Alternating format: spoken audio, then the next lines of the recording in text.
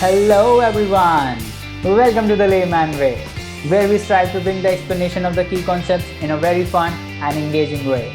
Concepts from the field of UPSC, PSC, CAT, you name it, we have it. And guys, we are trying to create a big impact by providing free quality education so that everyone can get access to this education and you can be a part of this revolutionary journey by doing just few things, liking and sharing the video and subscribing to the channel. And also, do not forget to recommend the video to your friends. Alright guys, if you want to view the full playlist, you can always go on the I button in the top right corner and view our full course. And if you are watching this video, do not forget to leave a comment down below and share your progress with others so that we can motivate one another, and let's get started. So guys, let's move ahead with the lecture. और government schemes हमने start किया था last lecture में, है ना, और मार्च तक के हम अपने गवर्नमेंट स्कीम्स को देख रहे हैं। तो चलिए, लास्ट लेक्चर में हमने ministry of health and family welfares की स्कीम्स को डिस्कस किया था, और इसमें हम स्टार्ट करते हैं मिनिस्ट्री ऑफ एजुकेशन, है ना, जो पहले मिनिस्ट्री ऑफ एचआरडी थी, है ना, उसको अब चेंज करके मिनिस्ट्री ऑफ एजुकेशन कर दिया है ना। तो चलिए देखते हैं कौन सा स्कीम है ना। तो सबसे पहला स्कीम आता है स्टार्स प्रोजेक्ट, है ना। तो इसमें आपको फुल फॉर्म अगर याद है तो आप आधा चीज़ बता दोगे कि ये स्कीम क्या है, क्योंकि हमें तो ऐसा है ना कि जो बेसिकली फुल फॉर्म होता है उसी से हम डिड्यूस करते हैं कि स्कीम करती क्या है। तो देखो, स्टार्स प्रोजेक्ट का फुल फॉर्म क्या है? Strengthening teaching learning and results for states, है ना। तो नाम से ही समझ में आ जाएगा। देखो क्या है, टीचिंग लर्निंग है ना, और स्टेट्स के लिए रिजल्ट्स बढ़ाने हैं इसी चीज़ में, और इसको स्ट्रेंथन करना है। मतलब टीचिंग और लर्निंग को स्ट्रेंथन कैसे कर सकते हो आप? क्वालिटी बढ़ा के, है ना, क्वालिटी टीचिंग प्रोवाइड करके, है ना, इसी से कर सकते हो। गवर्नेंस बढ़ा के, एडमिनिस्ट्रेशन बढ़ा के, ये एडमिनिस्ट्रेशन एफिशिएंट करके स्कूल का, है ना, यही सब कर सकते हो, है ना। और फिर स्टेट्स को आप बेसिकली स्टेट्स में ये इम्प्लीमेंट करोगे ताकि स्टेट्स के जो टीचिंग और क्वालिटी ऑफ टीचिंग है वो इम्प्रूव हो, है ना। यही हमको नाम से समझ में आ रहा है ना। चलो एक एक करके देख लेते हैं इसके पॉइंट्स। तो सबसे पहली बात, इसको इम्प्लीमेंट कौन कर रहा है? मिनिस्ट्री ऑफ एजुकेशन इम्प्लीमेंट कर रही है अलॉन्ग विद वर्ल्ड बैंक, है ना। तो ये आपको याद रखना है कि कौन दो एंटिटीज इसमें इन्वॉल्व हैं, मिनिस्ट्री ऑफ एजुकेशन और दूसरी कौन है? वर्ल्ड बैंक, ठीक है। ये दोनों मिलके इसको इम्प्लीमेंट कर रही हैं। सेंट्रली स्पॉन्सर्ड स्कीम है। सेंट्रली स्पॉन्सर्ड मतलब पूरा पैसा गवर्नमेंट नहीं दे रही है, पार्टली गवर्नमेंट बेयर करेगी, पार्टली सेंट्रल गवर्नमेंट बेयर करेगी और पार्टली स्टेट गवर्नमेंट बेयर करेगी, है ना। तो ये दोनों, इसीलिए ये सेंट्रली स्पॉन्सर्ड स्कीम है ना।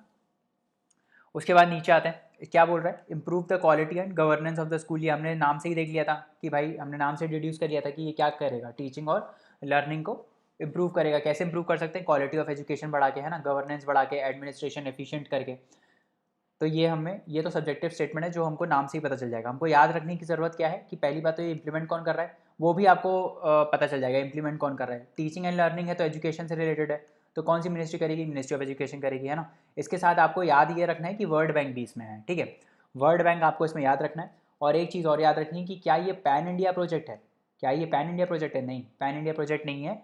ये जो प्रोजेक्ट है ये बेसिकली इनिशियली 6 इंडियन स्टेट्स में ही इम्प्लीमेंट किया जा रहा है। कौन कौन से स्टेट हैं?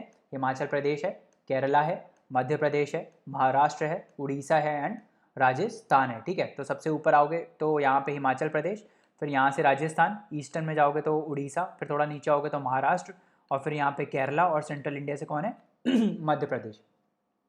तो आप देखोगे रीजन्स में डिवाइडेड है ना। सबसे एक्सट्रीम नॉर्थ में हिमाचल प्रदेश है, फिर बीच में आओगे थोड़ा नॉर्थ अपने वेस्ट में तो राजस्थान है ना। फिर साउथ मिड साउथ में जाओगे तो महाराष्ट्र है, फिर एक्सट्रीम साउथ में केरला है, सेंट्रल इंडिया में एमपी है, और ईस्टर्न साइड से उड़ीसा है ना। तो इस टाइप से ये बेसिकली इनको डिवाइड किया गया है ना। अब इसमें एक और कंपोनेंट है जिसको हम बोलते हैं कंटिंजेंसी इमरजेंसी रिस्पॉन्स कंपोनेंट, है ना।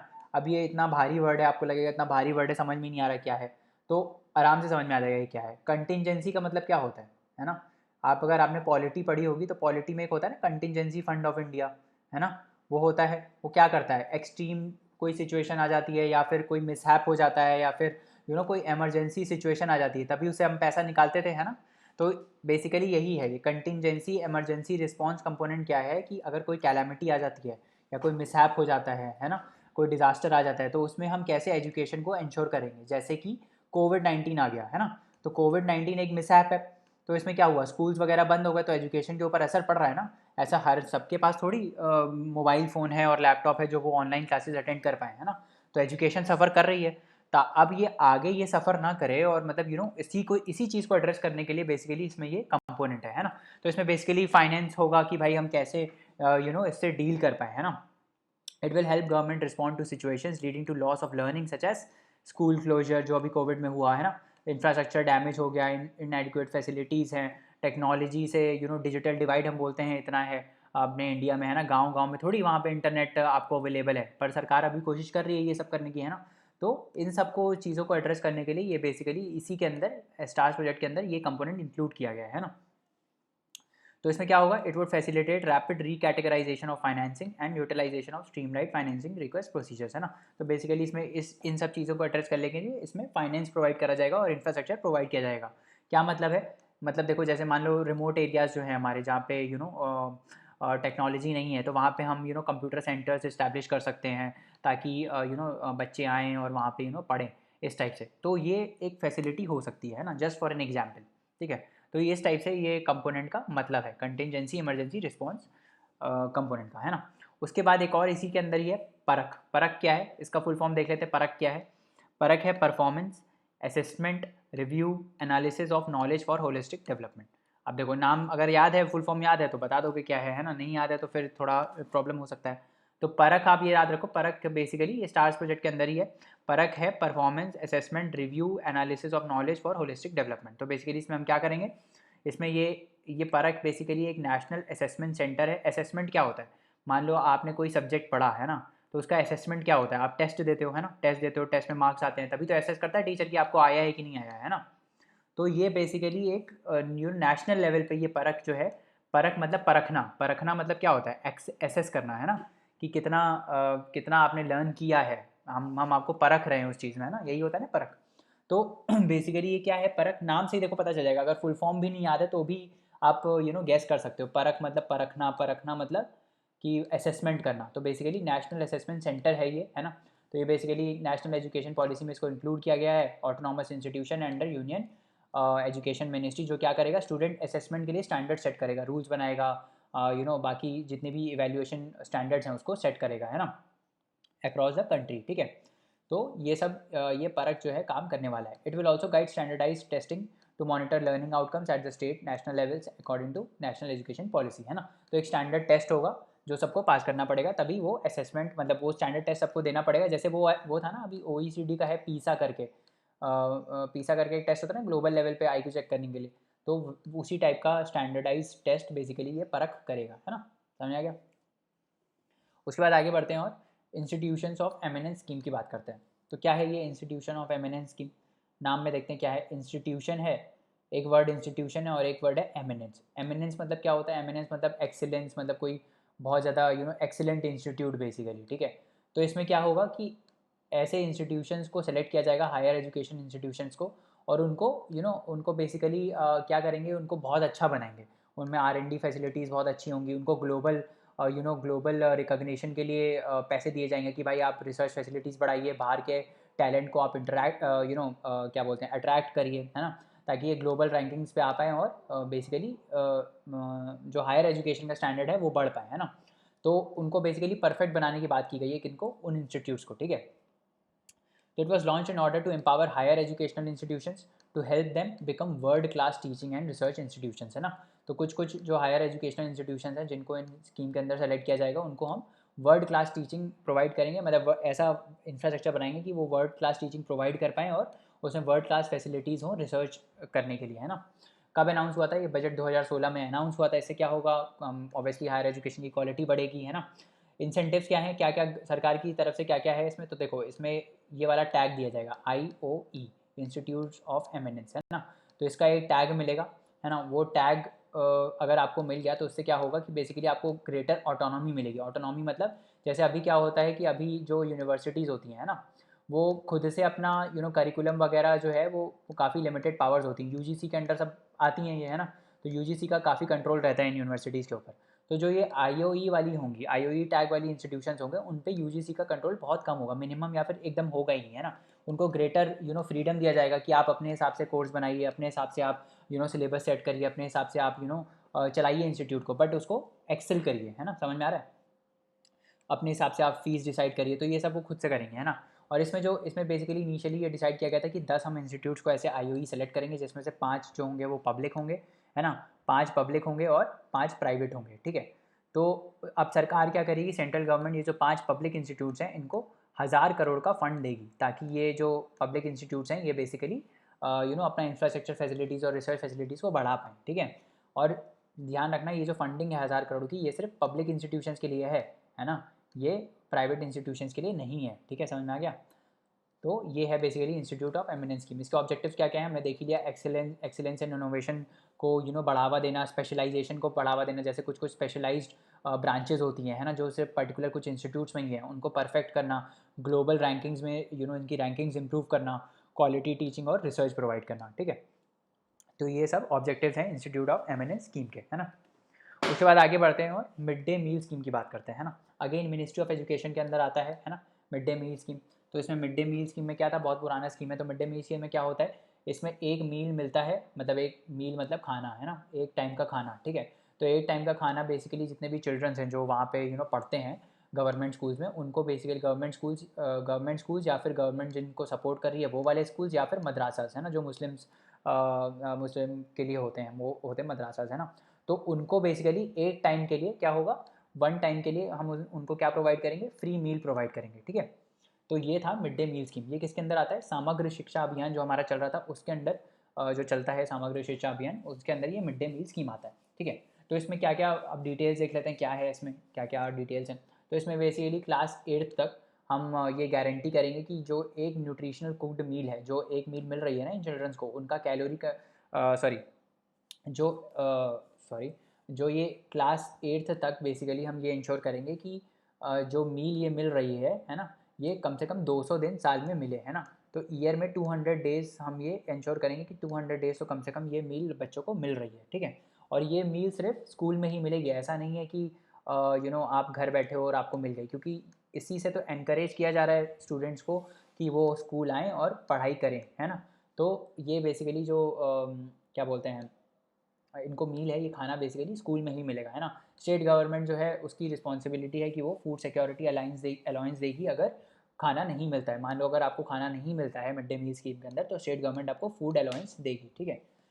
अब इसमें क्वालिटी इंश्योर करने के लिए क्या क्या किया गया, अब आप देखते होगे, कभी अगर फॉलो कर रहे हो न्यूज़ कुछ सालों से, तो आपको पता चलेगा कि यार मिड डे मील में बहुत ज़्यादा करप्शन होता है ना। लोग गंदा फूड ग्रेन सप्लाई कर रहे हैं, और कुछ कुछ फूड ग्रेन डाइवर्ट हो जाता है, कहीं और पे सड़ रहे हैं, वही बच्चों को प्रोवाइड कर दे रहे हैं। तो बहुत ही पैथेटिक कंडीशन है, मतलब समझ रहे हो, मतलब आप स्कीम तो निकाल दिया है बट इम्प्लीमेंटेशन उसका बहुत ज़्यादा इंपॉर्टेंट होता है ना। तो इम्प्लीमेंट अच्छे से नहीं हो रही कहीं कहीं जगह, है ना। तो टीचर्स ही कुछ कुछ खाना ले जाते हैं, बच्चों को देते नहीं हैं, इस टाइप से भी होता है ना। तो मतलब इन सब चीज़ों को इम्प्रूव करने की ज़रूरत है ना। तो इसको इंश्योर करने के लिए कि भाई क्वालिटी जो है फूड की वो इंश्योर रहे, तो गवर्नमेंट ने क्या इसमें स्टेप्स लिए थे कि भाई जो फूड ग्रेन्स प्रोक्योर हो रहे हैं उसमें एगमार्क क्वालिटी का वो जो वो होता है, स्टिकर होता है, वो होना चाहिए, एगमार्क क्वालिटी सर्टिफाइड होना चाहिए, है ना। एगमार्क बेसिकली स्टैंड क्वालिटी का सर्टिफिकेशन होता है कि हाँ भाई ये जो है वो खाने लायक है ना, इस टाइप का समझ लो, खाने लायक है, एग्रीकल्चर मार्क बोलते हैं इसको, ठीक है। तो खाने लायक है, ये टाइप का क्वालिटी सर्टिफिकेशन इसमें चाहिए होगा, है ना। और बच्चों को खाना देने से पहले, जब बच्चों को सर्व किया जा रहा है वो खाना देने से पहले वही सेम खाना टीचर भी खाएगा पहले, है ना। तो टीचर को भी खाना पड़ेगा, और कुछ एडल्ट मेंबर्स को भी, मैनेजमेंट कमेटी के जो कुछ एडल्ट मेंबर्स हैं उनको भी खाना पड़ेगा बच्चों को सर्व करने से पहले, ताकि अगर ख़राब है तो वो सबके लिए हो, है ना, सिर्फ बच्चों को ख़राब देने की बात नहीं हो। क्योंकि ऐसा हो रहा था बीच में कि बच्चों को बहुत ख़राब ख़राब खाना दिया जा रहा था, जिससे फूड पॉइजनिंग, जैसे बिहार वगैरह में फूड पॉइजनिंग की भी प्रॉब्लम हो गई थी, है ना, लोग बच्चे मर भी गए थे, है ना। तो इतना सीरियस सिचुएशन था इस चीज़ में। अब इम्प्लीमेंटेशन की बात करें तो स्टेट स्टीयरिंग मॉनिटरिंग कमेटी इसको इम्प्लीमेंट करेगी। कैलोरी इंटेक की बात करें तो कितना कैलोरी होना चाहिए था, 450 calories with 12 grams of protein, ठीक है। While the children in upper primary school should get 700 calories with 20 grams of protein, है ना। तो जो छोटे क्लासेस वाले हैं उनको 12 इतना कैलोरीज है, 450 कैलोरीज, और जो बड़े वाले हैं उनको 700 कैलोरी के आसपास मिलना चाहिए, ठीक है। और ये जो कॉस्ट है वो कौन बियर करेगा, सेंटर और स्टेट मिलके इनको बियर करेंगे, ठीक है। तो ये है मिड डे मील स्कीम। उसके बाद आगे बढ़ते हैं और स्वच्छ विद्यालय अभियान की बात करते हैं। अगेन नाम में देखो, स्वच्छ विद्यालय, विद्यालय क्या होता है, स्कूल होता है ना। स्वच्छ मतलब क्लीननेस होती है ना, क्लीन इन्वायरमेंट हो, क्लीन स्कूल हो। तो क्या करेगा ये, बेसिकली कुछ ऐसा इनिशिएटिव होगा जिससे स्कूल क्लीननेस और स्कूल सैनिटेशन को इम्प्रूव करने की बात की गई होगी, है ना। तो स्कूल सैनिटेशन या क्लीननेस को आप कैसे इम्प्रूव कर सकते हो? टॉयलेट साफ़ हों, है ना? बॉयज़ और गर्ल्स के लिए टॉयलेट्स अलग अलग हों, है ना? क्योंकि दोनों का मतलब दोनों अलग अलग हों, सेपरेट हों, सेम नहीं हों, है ना?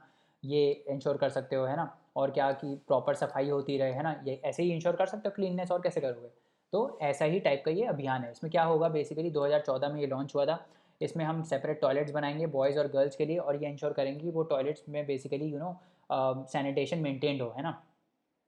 The program requires the CPSEs to build toilets with running water and hand washing facilities. तो हैंड वॉशिंग की फैसिलिटीज़ होनी चाहिए, प्रॉपर फैसिलिटीज़ होनी चाहिए, प्रॉपर रनिंग वाटर आना चाहिए, है ना? ऐसा नहीं होना चाहिए कि टॉयलेट ख़राब है भाई, ओवर फ्लड कर रहा है ना? इस टाइप से सिचुएशन नहीं होना चाहिए, है ना? It also requires CPSEs to maintain the toilets for 3 to 5 years। तो 3 to 5 years तक का मेंटेनेंस CPSEs ही देखेंगी, है ना? While charging the annual expense to their corporate social responsibility targets, है ना? तो जो भी CPSEs के जो CSR वाले टारगेट होते हैं ना, जिसमें उनको सोशल वर्क करना रहता है, उसी टारगेट में ये लोग 3 से 5 साल तक बेसिकली ये टॉयलेट्स बनाएंगी, और उनका मेंटेनेंस भी ये लोग देखेंगे, है ना? तो कैग ने रिसेंटली बेसिकली इसके ऊपर रिपोर्ट रिलीज़ करी थी। उसमें कैग की रिपोर्ट में ये निकल के आया कि भाई 70% जो है वहाँ पे 70% जो ये टॉयलेट्स बने हैं वहाँ पे रनिंग वाटर की फैसिलिटी नहीं है। 75% का मेंटेनेंस कभी नहीं होता है, अनहाइजीनिक कंडीशंस में है ना? और जो 40% जो सर्वे हुए हैं वो तो हैं ही नहीं, मतलब रिपोर्टेड हैं पर वो हैं ही नहीं, कुछ कुछ आधे जस्ट बने हुए हैं, कुछ कुछ अनयूज्ड हैं, इस टाइप से इस स्कीम का हालत चल रहा है ना? तो ये अभी कैग की रिपोर्ट में आया था। अब कैग की रिपोर्ट में आया तो अब गवर्नमेंट डंडा करेगी इनको, CPSEs को, भाई आप क्या कर रहे हो? आप बस अपनी CSR की बोझ उठाने के लिए ये कर रहे होगा काम, कि एक्चुअली में आपको सोशल वर्क करना है ना? तो बेसिकली ये कैग का रिपोर्ट आया था इसके ऊपर, इसीलिए न्यूज़ में था, है ना? उसके बाद आगे बढ़ते हैं और स्पार्क स्कीम की बात करते हैं। क्या है ये spark? Again full form is very important. Scheme for promotion of academic and research collaboration.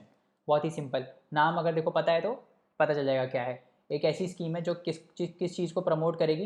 Academic and research collaboration. Collaboration मतलब मान लो जैसे इंडिया जो है, इंडिया का कोई इंस्टीट्यूट बाहर जर्मनी के कोई इंस्टीट्यूट से कोलैबोरेट करता है, साथ में काम करता है। कोलैबोरेशन क्या होता है? साथ में काम करना, है ना?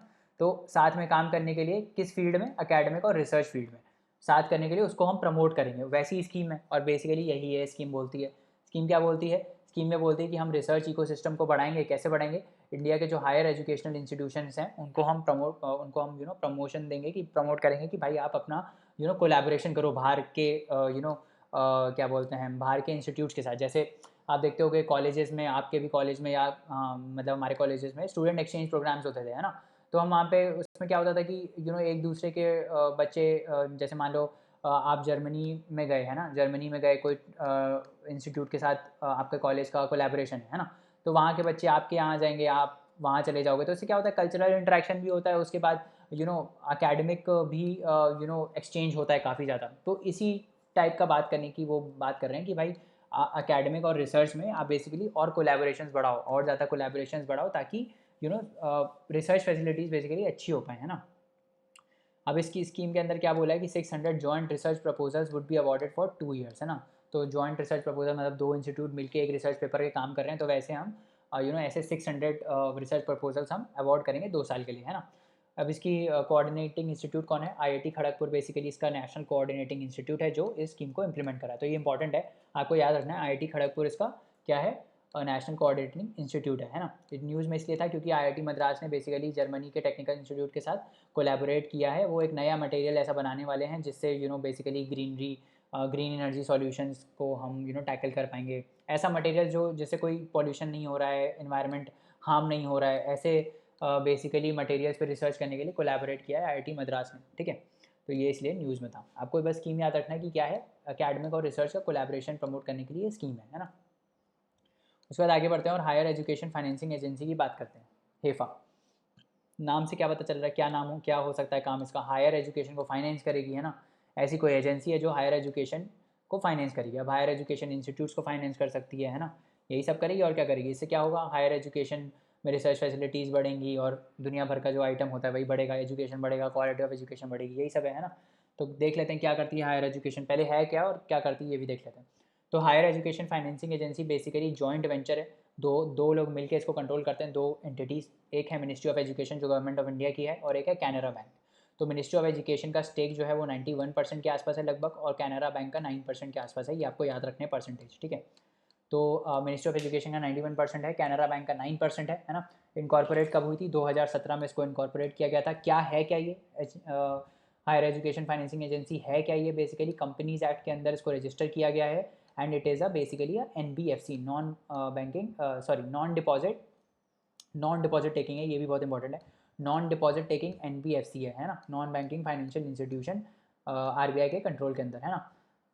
तो ये बेसिकली आपको याद रखना है कि ये एक गवर्नमेंट कंपनी है और नॉन डिपॉजिट टेकिंग NBFC है ना। और क्या करेगी ये? बेसिकली हायर एजुकेशन को फाइनेंस करने के लिए है ना। तो फाइनेंशियल असिस्टेंस बेसिकली प्रोवाइड करेगी ताकि एजुकेशनल इंफ्रास्ट्रक्चर को इम्प्रूव किया जा सके और रिसर्च एंड डेवलपमेंट को हम बढ़ावा दे पाएँ, है ना। फिर बाकी भी जगह से ये रिसोर्सेज को मोबिलाइज़ करेगी, जैसे किसी को डोनेशन देना हो या फिर कोई पैसा बाहर से लाना हो, है ना, उसको भी बाकी भी रिसोर्सेज को मोबिलाइज़ करके बेसिकली हायर एजुकेशन को इम्प्रूव करेंगे, है ना। ये है। और इसमें और कहाँ से फाइनेंस आ सकता है? और अब बताओ कहाँ से फाइनेंस आ सकता है? इसमें जो अभी हमने पीछे बात किया था ना, कंपनीज़ के CSR जो फंड्स हैं, तो कंपनी के CSR फंड्स भी इसमें रूट हो सकते हैं ना, ताकि कंपनीज़ के जो भी CSR का उनके ऊपर वो होता है ना, 2% तक उनको अपने प्रॉफिट का CSR में खर्चा करना पड़ता है ना। तो ये बेसिकली फ़ंड भी इसमें जा सकते हैं, इसके फ़ंड में जो हायर एजुकेशन हेफा का फ़ंड होगा उसमें ये जा सकते हैं, है ना, ताकि जो हायर एजुकेशन है उसको हम अपलिफ्ट कर पाएँ, है ना। अब एक और इनिशिएटिव है मिनिस्ट्री ऑफ एजुकेशन का अंडर राष्ट्रीय माध्यमिक शिक्षा अभियान, उसको क्या बोले हैं? कला उत्सव। ठीक है, नाम में ही पता चल रहा है क्या है, कला उत्सव। कला मतलब क्या होता है? आर्ट होता है ना। तो आर्ट से रिलेटेड कुछ चीज़ होगा, और मिनिस्ट्री ऑफ एजुकेशन का है तो मतलब आर्ट का एजुकेशन बढ़ाने के लिए कुछ कुछ होगा, है ना। तो वैसा ही है ये। क्या है कला उत्सव? कला उत्सव क्या होता है?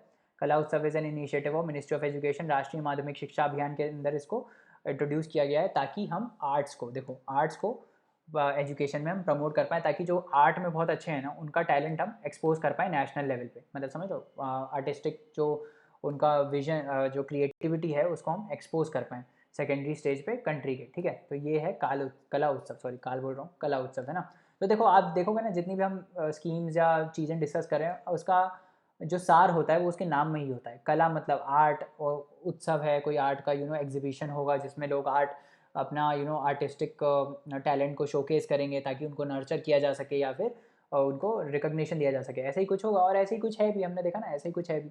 तो हमेशा रटने की ज़रूरत नहीं होती है ना। ये बताने का मेरा मोटिव है कि हमेशा रटने की ज़रूरत नहीं होती, नाम से ही काफ़ी चीज़ें पता चल जाती हैं ना। तो अगर आप दिमाग खोल के प्रीलिम्स का पेपर करते हो, है ना, तो काफ़ी चीज़ें आपको बिना पढ़े ही आ जाएंगी। ठीक है, अब आगे बढ़ते हैं और ministry of skill development and entrepreneurship की हम बात करते हैं। तो ministry of skill development and entrepreneurship में पहला जो स्कीम आता है, स्किल से रिलेटेड सारे स्कीम है इसमें। ठीक है, तो पहला क्या है? प्रधानमंत्री कौशल विकास योजना। कौशल को विकास करेंगे। कौशल क्या होता है? स्किल होता है। कौशल इज स्किल, है ना। स्किल का हिंदी वर्ड होता है कौशल, है ना। तो कौशल को स्किल डेवलपमेंट करेंगे, है ना। स्किल डेवलपमेंट अगर मान लो ये आपको नहीं पता होता, ये मिनिस्ट्री ऑफ स्किल डेवलपमेंट के अंदर है, ठीक है, तो नाम से ही देख के आप बता देते कि भाई प्रधानमंत्री कौशल विकास है, स्किल को हम डेवलप करेंगे, तो कौन सी मिनिस्ट्री हो सकती है? मिनिस्ट्री ऑफ स्किल डेवलपमेंट होगी, है ना। अब स्किल को हमको डेवलप करना है तो हम कैसे करेंगे? स्किल को आप कैसे डेवलप करते हो? किसी भी स्किल को अगर आपको डेवलप करना है तो आप कैसे करोगे? ट्रेनिंग दोगे उसके लिए, है ना। उसके लिए ट्रेनिंग दोगे। अगर किसी के पास ऑलरेडी कुछ चीज़ के लिए पर्टिकुलर स्किल है तो आप उसका टेस्ट करो, है ना। टेस्ट करके उसके बाद उसको अपग्रेड करो, उसको और ज़्यादा ट्रेनिंग दो ताकि वो स्किल को मास्टर कर पाए, है ना। तो यही सब होता है स्किल बढ़ाने का तरीका, और कैसे होता है ना। तो इसमें बेसिकली सब यही है जो मैंने अभी बताया, वही है। इसमें बेसिकली हम ये टारगेट करेंगे कि 8 लाख स्टूडेंट्स को हम स्किल ट्रेनिंग प्रोवाइड कर पाएँ, है ना। तो रोबस्ट बेसिकली पूल बनाएंगे हम स्किल प्रोफेशनल्स का, जो ITIs हैं और जो ट्रेनिंग सेंटर्स हैं वहाँ पे हम ट्रेनिंग देंगे लोगों को, है ना, उनके स्किल को इम्प्रूव करने के लिए। ये लॉन्च कब हुआ था? ये लॉन्च हुआ था 2015 में। Ministry of skill development and entrepreneurship इसकी के अंदर ये बेसिकली इंट्रोड्यूस हुआ था। और इसको इम्प्लीमेंट कौन कर रहा है? सॉरी, इसको इम्प्लीमेंट कौन कर रहा है? National skill development corporation. कौन इम्प्लीमेंट कर रहा है? याद रखना है आपको, नेशनल स्किल डेवलपमेंट कॉर्पोरेशन इसको इम्प्लीमेंट कर रहा है। इसमें होगा क्या? स्किल सर्टिफिकेशन भी हम प्रोवाइड करेंगे। जैसे मान लो आप कोई पर्टिकुलर चीज़ सीखना चाहते हो, है ना। मान लो आप ऐप बनाना सीखना चाहते हो, ठीक है। ऐप बनाने में भी होगा, बिगिनर का कोर्स होगा, फिर हायर लेवल का कोर्स होगा, फिर एडवांस कोर्स होगा, है ना। तो आप जैसे ही बिगिनर कोर्स करोगे उसके लिए आपको सर्टिफिकेट मिल जाएगा, फिर आप नेक्स्ट लेवल पे आओगे, है ना। ऐसा भी हो सकता है, आप मान लो आपने पहले से ही बिगिनर कोर्स किया हो, है ना। तो अगर आपने पहले से ही बिगिनर कोर्स किया हुआ है तो आपका टेस्ट होगा। अगर आप टेस्ट में पास हो गए तो आपको ये जो बिगिनर वाला है उसका सर्टिफिकेट मिल जाएगा। इसको बोलते हैं recognition of prior learning, RPL। Recognition of prior learning मतलब जो आप पहले पढ़ चुके हो उसको हम रिकॉग्नाइज करेंगे। ऐसा नहीं है कि अगर आपने बेसिक किया हुआ है तो आपको बेसिक से ही स्टार्ट करना पड़ेगा, ऐसा नहीं है। आप डायरेक्ट एडवांस लेवल पे जंप कर सकते हो, बट आपका टेस्ट होगा उस चीज़ में ना, फिर हम उसका सर्टिफिकेशन देंगे आपको। तो हर एक चीज़ का आपको बेसिकली सर्टिफिकेशन मिलेगा इसमें, है ना। रिकॉग्निशन ऑफ प्रायर लर्निंग हमने डिस्कस किया, स्किल सर्टिफिकेशन है ना।